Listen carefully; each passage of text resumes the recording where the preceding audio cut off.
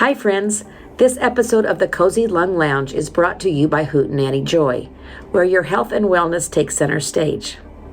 At Hootenanny Joy, we know how overwhelming it can be to stay on top of your health, especially when life gets busy or chronic illness adds challenges.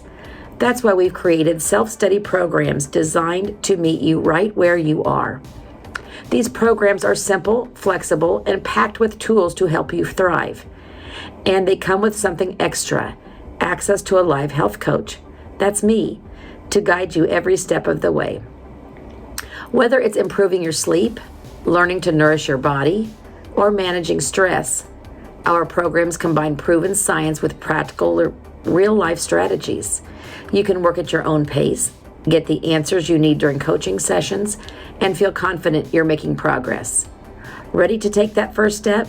Visit hootenannyjoy.com to explore the programs and choose the one that fits your journey best. Hootenanny Joy, because your health deserves a little joy.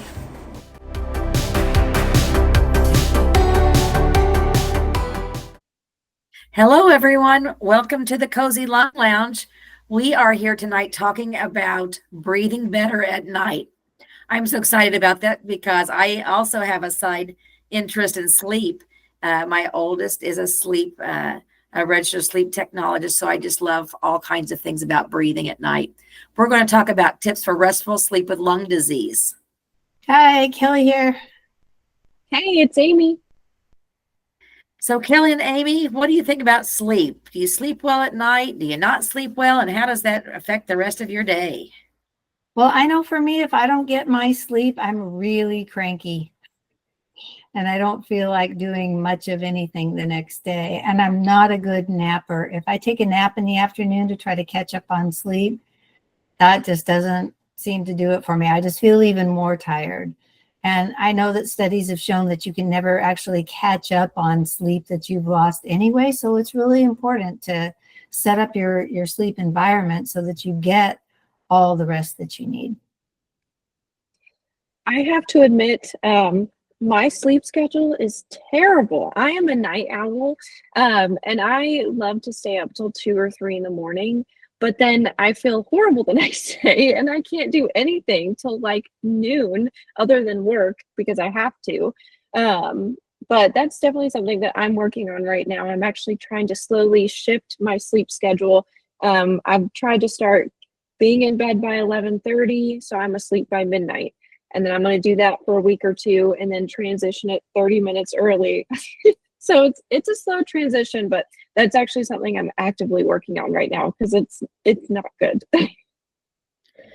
I've been trying to prioritize that in my own life because I don't have a lot of control over many things in my life, but I'm really trying to sleep well at night because I know that really helps my brain for longevity.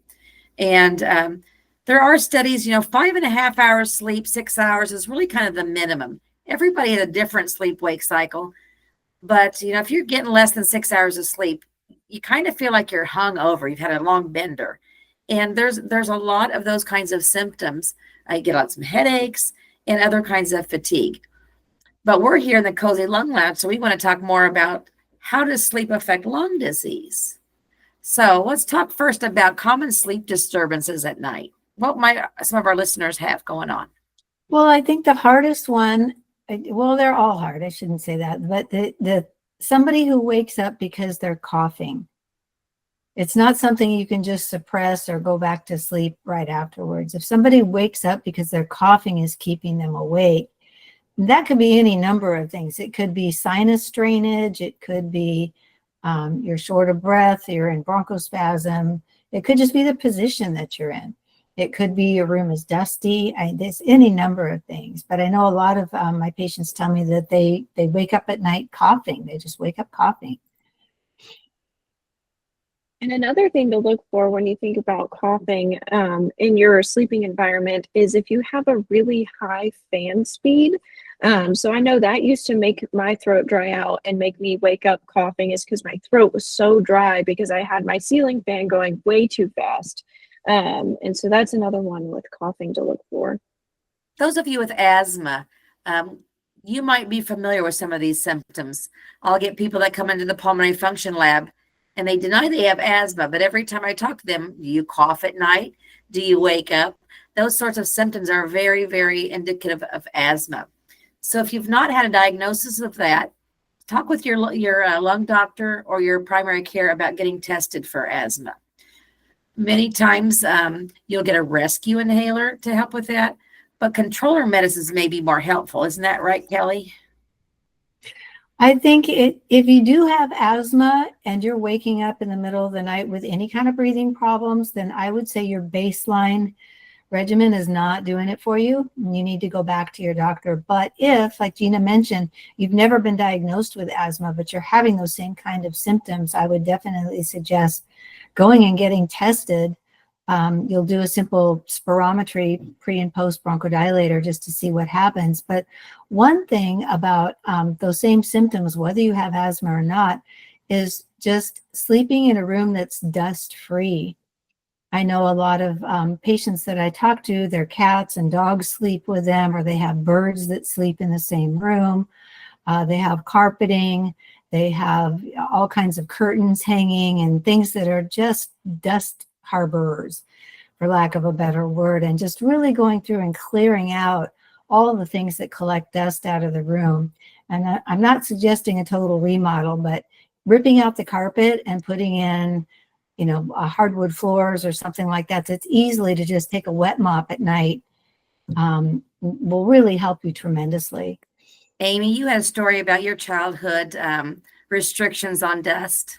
Yes. So dust actually affected my breathing a lot when I was little. And so my mom always had a rule about only having 2 to 3 stuffed animals on my bed, because I probably had way more stuffed animals than I needed. I probably had like 20 something stuffed animals, but they couldn't all be in the room with me because they really do hold dust. And that's not something that you clean as often as you would clean your sheets.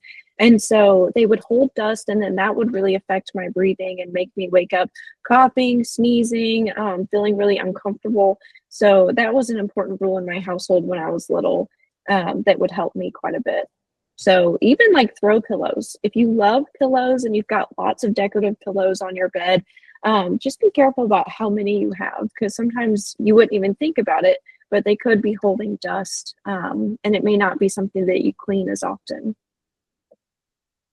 We could do a whole lot of segments on asthma all by itself, but because the symptoms sometimes are so closely intertwined with COPD, it's still important to talk about it. But what if it's not something environmental? What if they've got, for example, sleep apnea?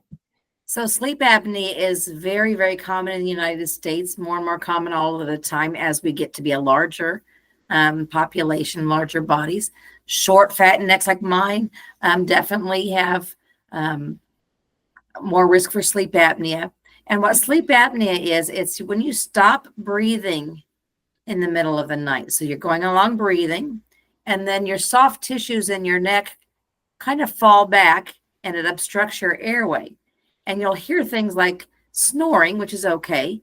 But if you hear somebody do something like this, like that, they are opening their airway. Many people with sleep apnea don't know they have it, or they deny they have it. They don't know they snore because they're sleeping. The bed partner is often the one to diagnose sleep apnea. So if you see your bed partner stopping breathing, that's really important. Anybody could have sleep apnea. You could be small, you could be large, tall, thin. Everybody has different sleep apnea risks. Number one, are you tired in the morning? Has anybody seen you stop breathing? And then do you have any heart problems like a blood pressure elevation or AFib? We're starting to find out that AFib is now caused by sleep apnea, not the other way around. It's important to get a sleep study done. Now, in my area, sleep studies are really hard to get into the lab these days. But most insurance companies are allowing for some home sleep studies, which are very easy. It's a little pulse ox on your wrist, with some other sensors, and you just sleep at home with that device, and it'll give you a good idea whether you're having obstructive sleep apnea. There's one other kind of sleep apnea called central sleep apnea, and that's all a very different conversation, but it can also be taken care of by your doctor. But any disruption in your breathing at night with your airway needs to be treated. Now, there's many treatments for sleep apnea. The most common these days is a CPAP device on your face. It may take some time to get used to. There's many different interfaces, nasal, full face, all kinds. Work with your sleep tech and your home care company to get the right mask for you. Then there's another one called this Inspire sleep device, which is an implantable. If you have sleep apnea, in a mild to moderate fashion, they may suggest this Inspire device. Some people love it, some people don't. As with it being a surgical option, it's definitely something that you want to talk over with everybody. But sleep disordered breathing is a very, very real problem for people that are having sleep problems. Well, and I just want to throw in, if you're overweight, that's one thing that has been attributed to sleep apnea and sleep disordered breathing. And sometimes it's just those last 5 or 10 pounds. If you can work hard and just lose those last 5 or 10 pounds, you might find that your breathing improves a whole lot. I've had a lot of people tell me, I lost finally those last 5 pounds that I couldn't get rid of over the last year. And now my spouse says I don't snore anymore. Kelly, there's one more symptom we haven't really talked about, which I guess may be a little bit obvious when we're talking about impacts to your sleep, but that's just waking up breathless. So can you talk a little bit about that and maybe what might be going on there? Well, it could be any number of things. Again, I would question if your medication, your baseline medication regime is enough for you. And sometimes patients are taking their inhalers every 4 hours or every 6 hours. And then when they go to sleep, it's 8 hours and they wake up because those 4 hours or 6 hours have gone by. And maybe they need a more longer acting medication to take before bed. And there's so much medications and inhalers out there that are available. You're not stuck on the one regime that you have. So maybe you do need something that you take right before bed that's a little bit different than what you take during the day.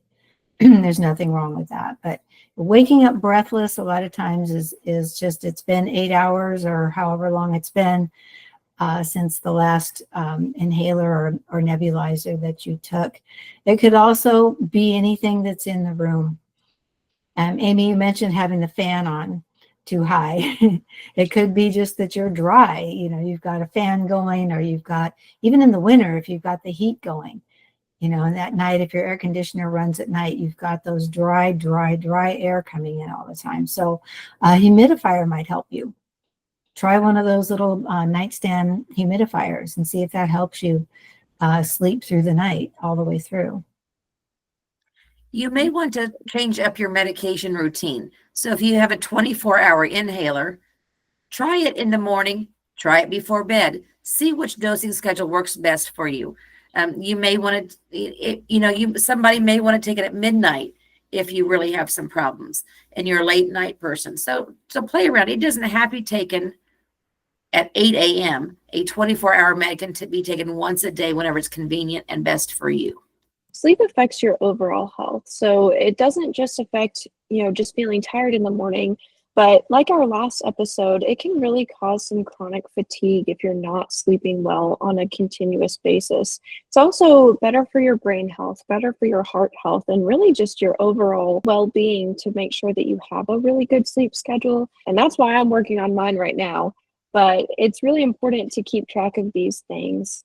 So when we're talking a little bit about the environment, we're talking about the fan, and maybe instead of having a ceiling fan, you could get a little small fan from the store, those little cheap ones that could just sit on the floor and maybe blow on your feet. If you get too hot, you can just kind of stick your foot out, and it's got that nice fan noise that a lot of people like.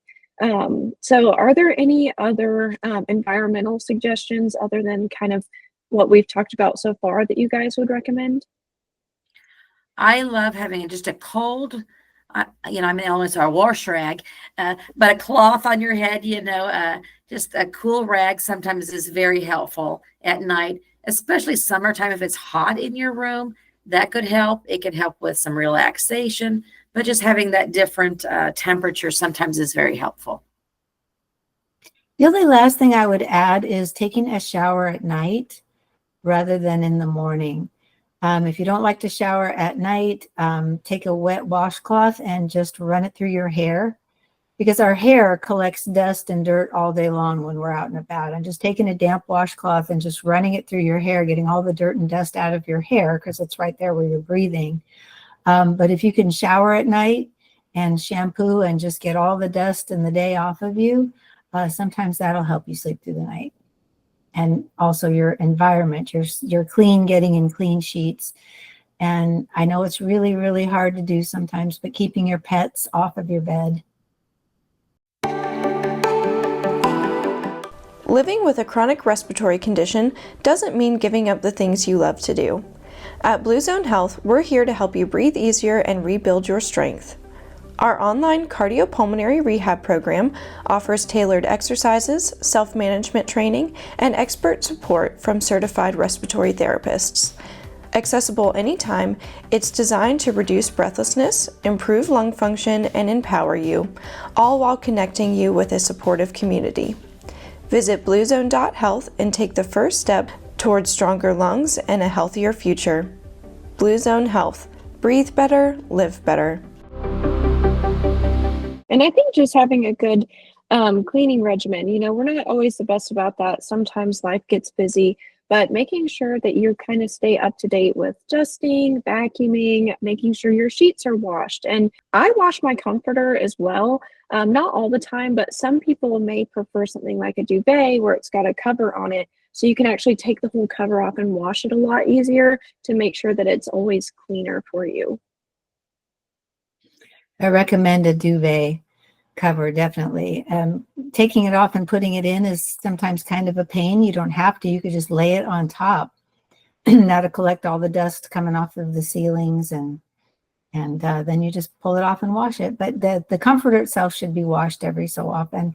For me, that's a field trip to the laundromat. So while I'm there, I take all of my area rugs and bath mats and all that with me and just get all that done. For those of you that don't clean quite as much as, and we're making you feel inadequate, currently I have a week's worth of laundry on my bed. So I've been sleeping with laundry on one side and I'm on the other side right now. It's not dusty, but I'm just out of time.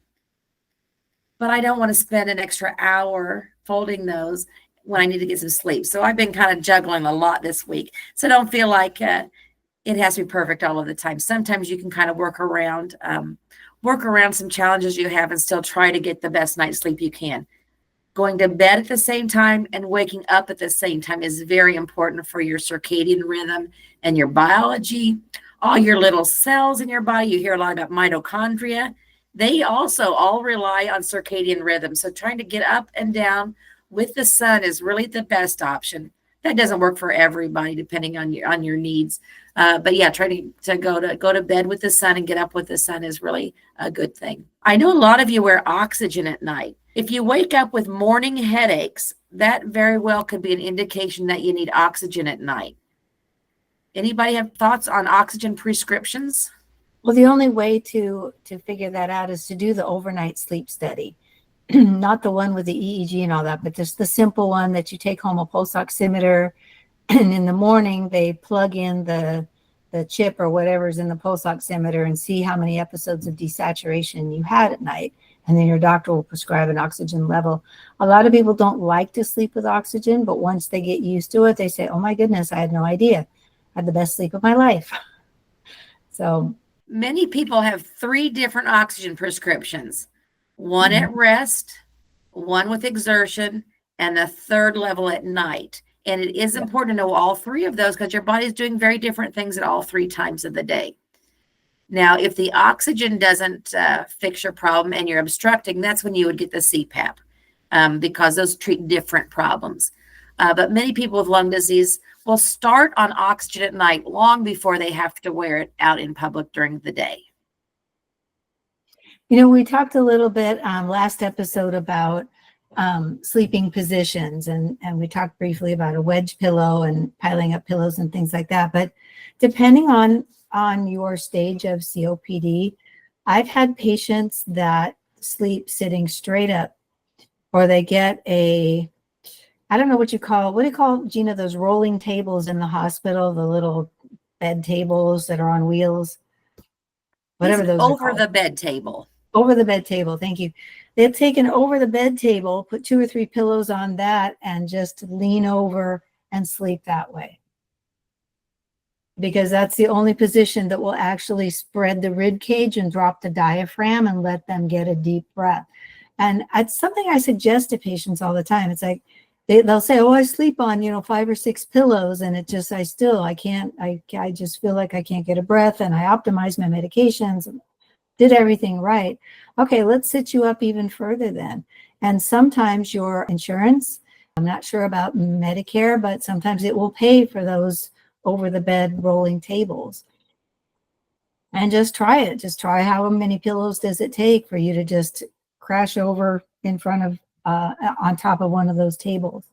And one concern that I've heard from quite a few people that I work with is, oh my gosh, my oxygen falls off at night, or my CPAP or my BiPAP, the mask doesn't fit right. So what would kind of be your suggestion on those pieces of equipment to make sure they stay on and to make sure they're comfortable? You can tape a nasal cannula to your face with medical tape. Hypofix is something that they use, but if you just put a little bit along the cheeks of the nasal cannula, that's fine. On your CPAP mask, you really want a good fit that works for you. There's a lot of different kinds of masks. There's some that go over your nose. There's some under the nose masks. My favorite is kind of an under the mouth and nose mask that fits sideways, and the tubing is up on top of your head like a big ponytail. And so that one really stays out of your way. It's not as hard as the ones that you're rolling around with the tubing. The CPAP mask is tricky. Nobody likes them. And you may have to go through 2 or 3 or 4 before you find one that's comfortable enough that you don't, in your sleep, rip it off because you feel something and you don't really know what you're doing. The cannula, like Gina said, you could tape it, but the mask is trickier. But just keep trying different ones until you get the one that works for you. I really am a fan of CPAP, and it takes time and desensitization and just trial and error over and over. Don't give it up. If you've got very mild sleep apnea, you could talk to your doctor. There's also some dental devices that fit in like a retainer, and they bring your jaw forward. And those are comfortable for a lot of people who really don't want to wear the mask. But those are mostly for younger, more agile people that have very mild sleep apnea.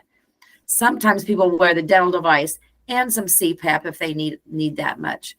And when we're talking about the CPAP and some of the negative impacts of not sleeping right and maybe not wearing your CPAP, I, recently heard from somebody that it could potentially lead to pulmonary hypertension if you're not wearing the equipment like you're supposed to. Do you guys know anything about that?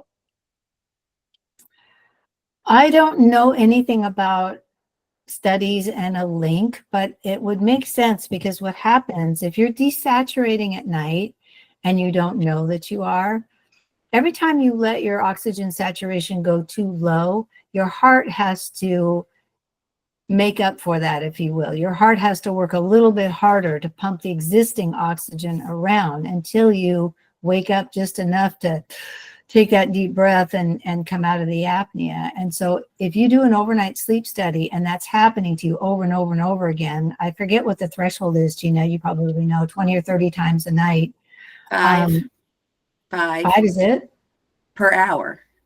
Per hour, okay, yeah. Yeah, So and so 40 that's times kind a of night. normal to stop a couple of times a night, but over and over every hour, no. They call it the AHI, or the apnea hypopnea index. So if you see an AHI on your report, that's how many times you stop breathing during your study. But so every time that happens, your oxygen level decreases. And what happens is when your oxygen level is too low, the pulmonary vessels, the ones that go from your heart, constrict a little bit, and that will give you the pulmonary hypertension. So if they're linking that now, that's good. That means more people need to take care of their sleep apnea. I always say oxygen, which when you're sleeping, you got to breathe, so you need to get oxygen into your body. Oxygen, whether it's from the air or supplemental oxygen, is not just for your breath. It's for your brain and for your heart. because your brain and your heart are the two critical things that need that oxygen. If your heart is not working, you're not going to breathe. If your brain is not working, you're not going to breathe. So really prioritizing your wellness with oxygen and sleeping is really important. And just for the record, not to scare anybody, can I just say pulmonary hypertension is not really reversible. It's treatable, but once you've got that pulmonary hypertension damage, it's really difficult to if not impossible, to reverse that. So keep your saturations up. It's very important. Boy, that reminds me, Kelly, I keep trying to do wellness, sleep, and all of the things we talk about all the time. It's very challenging for me, still trying to do it, but I'm actively trying to prevent my chronic illness. So everything that I do for wellness for myself today will prevent problems down the line, whether it's a current chronic illness or one I'm yet to develop. Anything that I can do to keep myself well today will help prevent complications tomorrow. Most definitely. You know, I wanted to mention one more thing. We talked about humidifiers and clean air, blah, blah, blah, but we didn't talk yet about air cleaners.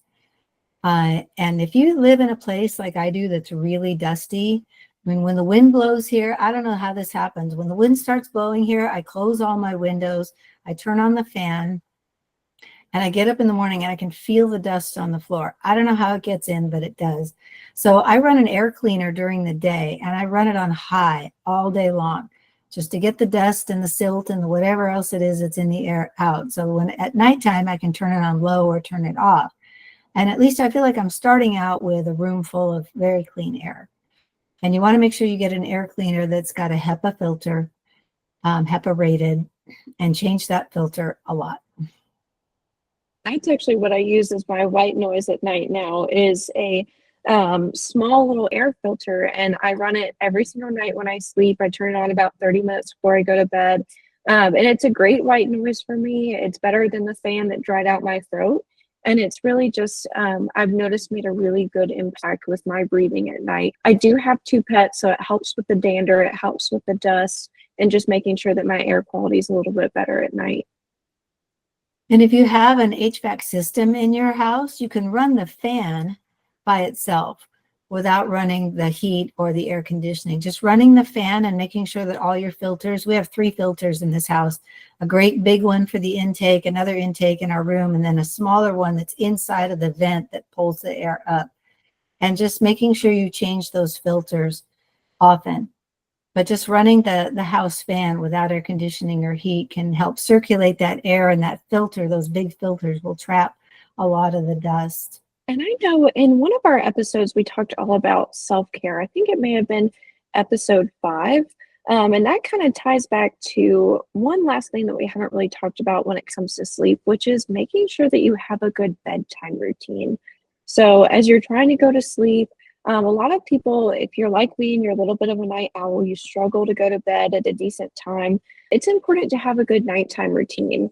So I just ordered myself a journal, and it's got kind of prompts to go through each night. And so I'm excited to start using that journal. That may not work for other people. You know, there's lots of different things out there, whether you want to follow a guided meditation or mindfulness activity, go through breathing techniques, read a book at night. The only thing I would suggest is not something with the blue light. So maybe not scrolling through your phone or watching something on TV right before you go to bed, because that blue light can affect your sleep rhythm a little bit. But definitely find a good nighttime routine to help you relax before you go to bed.